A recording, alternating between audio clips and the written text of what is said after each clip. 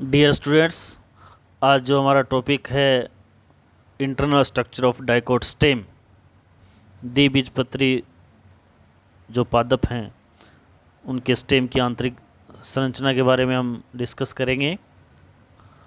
इसके जो प्रमुख जो कैरेक्टर्स हैं वो स्टेम के ऊपर हेयर्स प्रेजेंट होते हैं, ग्राउंड टिश्यू होता है जो कि हाइपोडर्मिस, कोर्टेक्स, एंडोडर्मिस, पेरिसाइकल, पित्त में डिवाइड होता है। इसके अलावा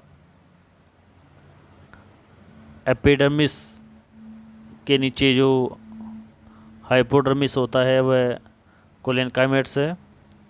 इसके अलावा वेस्कुलर कॉन्जॉइंट कोलेटरल या बाइकोलेटरल और ओपन प्रकार के हैं।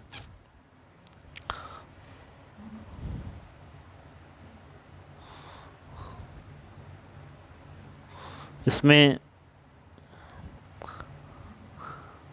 स्ट्रक्चर में हम देखते हैं सबसे आउटर मोस्ट है वो एपिडर्मिस है।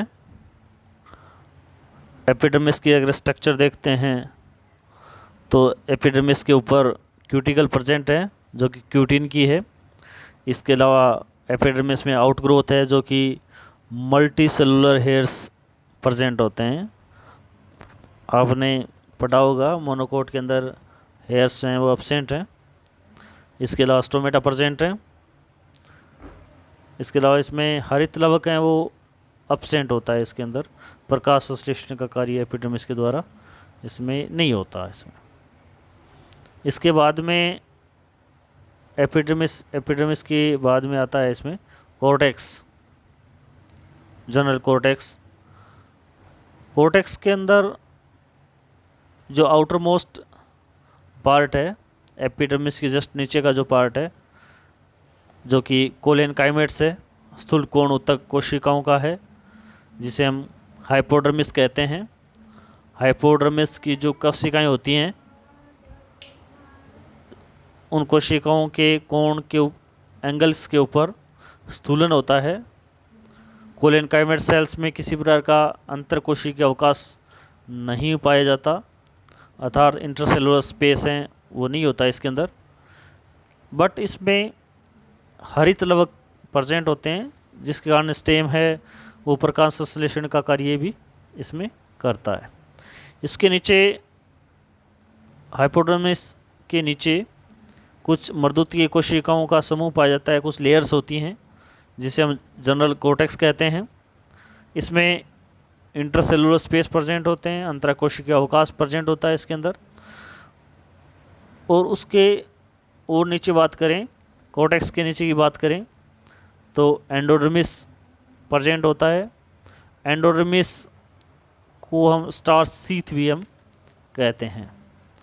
स्टार्च शीथ, उसके ऊपर कैस्पेरियन स्ट्रिप्स भी हमें देखने को मिलती है इसके अंदर। हमें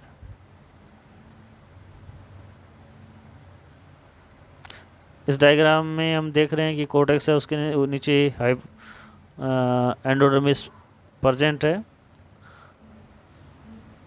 एंडोडर्मिस के नीचे का जो पार्ट है वो पेरिसाइकल कहलाता है। एंडोडर्मिस के जो नीचे का जो पार्ट है वो पेरिसाइकल कहता है। ये एंडोडर्मिस है, एंडोडर्मिस के जस्ट नीचे ये पेरिसाइकल है।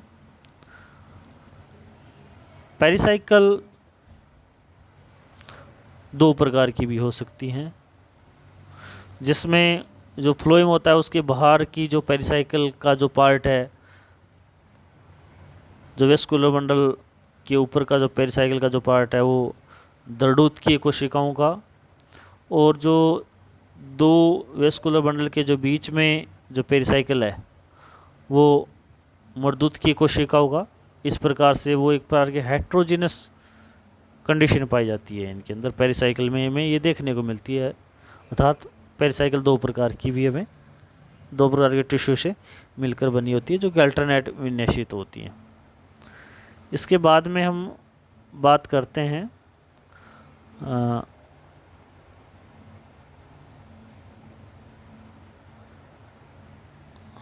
वेस्कुलर बंडल की।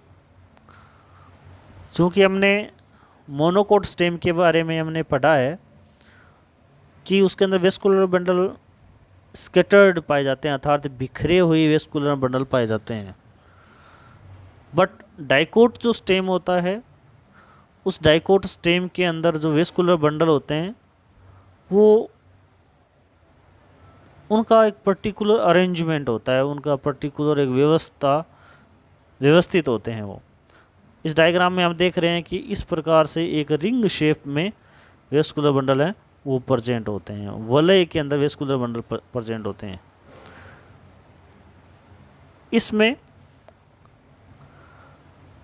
वलय में प्रेजेंट जो वेस्कुलर बंडल हैं, उन वेस्कुलर बंडल में जाइलम और फ्लोएम के बीच में कैम्बियम प्रेजेंट होती है।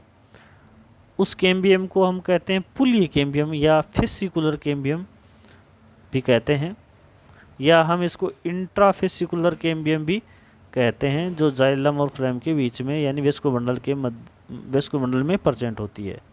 इस कारण से इसके जो वेस्कुलर बंडल्स हैं वो ओपन प्रकार के हैं।